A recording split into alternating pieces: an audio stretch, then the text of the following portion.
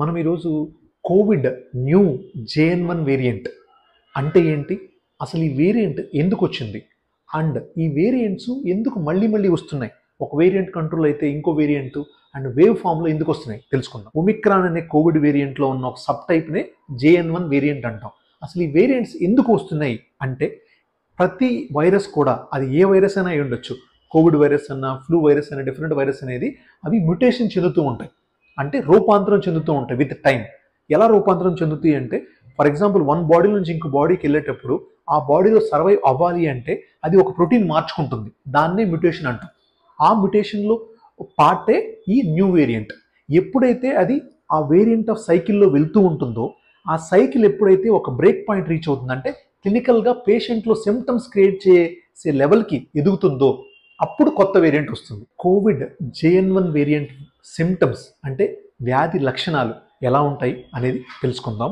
ఆ వ్యాధి లక్షణాలు మీకుంటే ఎప్పుడు టెస్ట్ చేయించుకోవాలి అనే విషయం కూడా తెలుసుకుందాం. సో ఈ కోవిడ్ JN1 వేరియంట్కి సీజనల్ రెస్పిరేటరీ ట్రాక్ ఇన్ఫెక్షన్ వల్ల లాగానే ఉంటాయండి సిమ్టమ్స్. అంటే కాఫ్ రావటం, నోస్ బ్లాక్ అవ్వటం and throat pain, severe throat pain రావటము, హెడేక్ రావటం, ఫీవర్ రావటము, వీక్నెస్ రావటం. ఇంకొకటి JN1 వేరియంట్కి యూనిక్గా గమనించే 2 సిమ్టమ్స్ కూడా తెలుసుకుందాం. అంటే ఈ కోవిడ్ JN1 వేరియంట్లో ఈ సిమ్టమ్స్ వచ్చే అవకాశం ఎక్కువ. అంతేకాని ఈ సిమ్టమ్స్ వస్తే కోవిడ్ వచ్చినట్టు కాదు, అలా అనుకోకూడదు. ఓకే, ఏంటంటే ఆ 2 సిమ్టమ్స్ అబ్జర్వేషన్ స్టడీస్ ప్రకారము ఎక్కువగా కోవిడ్ JN1 వేరియంట్ ఉన్న పేషెంట్స్కి థ్రోట్ పెయిన్, సోర్ థ్రోట్ ఎక్కువగా రావటం, సెకండ్ అబ్డోమినల్ డిస్టెన్షన్ కానీ గ్యాస్ట్రోఇంటెస్టైనల్ సిమ్టమ్స్ అంటే వామిటింగ్ కానీ మోషన్స్ రావడం అనేది ఎక్కువగా అబ్జర్వ్ చేస్తున్నాం మిగతా వాటితో కంపేర్ చేస్తే. అలా అని మిగతా సిమ్టమ్స్ రావని కాదు, ఇవి కాంబినేషన్ ఆఫ్ సిమ్టమ్స్ అనేవి ఉంటాయి. ఈ సిమ్టమ్స్ కనుక ఉంటే ఇప్పుడు ప్రజెంట్ కేసెస్ రైజ్ అవుతున్నాయి కాబట్టి మీరు ఇలాంటి సిమ్టమ్స్ ఎన్కౌంటర్ చేసుకుంటే కోవిడ్ RT-PCR అనే టెస్ట్ చేయించుకోవడం అనేది చాలా మంచిదండి. ఆ కోవిడ్ RT-PCR టెస్ట్ కనుక పాజిటివ్ వస్తే you have to isolate your self. మిమ్మల్ని మీరు ఐసోలేట్ చేసుకొని ఈ స్ప్రెడ్ని ఆపటంలో సహాయపడగలరు. ఈ కోవిడ్ JN1 వేరియంట్ అనేది ఎక్కువగా థ్రెట్ అని ఫీల్ అవ్వకూడదండి. ఎందుకంటే దీనికి సింపుల్ ప్రికాషన్స్ కనుక తీసుకోగలిగితే దీన్ని చైన్ ఆఫ్ ట్రాన్స్మిషన్ని బ్రేక్ చేసి కంట్రోల్ చేయొచ్చు. ఎలా? ఒకటి, ఫస్ట్ అండ్ ఫార్మోస్ట్ అందరికీ తెలిసిందే, మాస్క్ కంపల్సరీగా పెట్టుకోవాలి అండ్ రిపీటెడ్ హ్యాండ్ వాషింగ్ చేసుకోవాలి. అండ్ ఏదైనా frequent touch points like table కానీ ఆర్ డోర్ నాబ్స్ కానీ ఉన్నప్పుడు మనము వాటిని క్లీన్ చేసుకుంటూ ఉండాలి.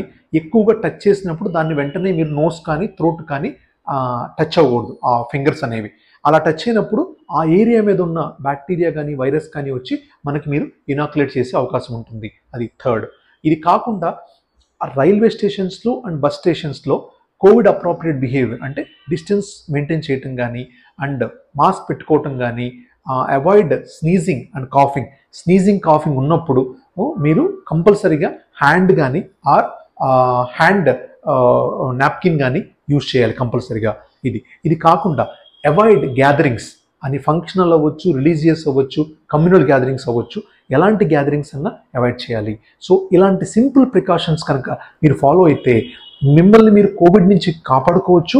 అండ్ కోవిడ్ అనేది వేరే వాళ్ళకి స్ప్రెడ్ అవ్వకుండా మీరు నార్మల్గా ఉండొచ్చు, మీకు సిమ్టమ్స్ లేకపోవచ్చు, మీ ఇమ్యూనిటీ స్ట్రాంగ్గా ఉండటం వల్ల మీలో ఉన్న వైరస్ వేరే వాళ్ళకి సైలెంట్గా పాస్ అవ్వచ్చు. దాన్ని కూడా మీరు ప్రివెంట్ చేసుకోవచ్చు.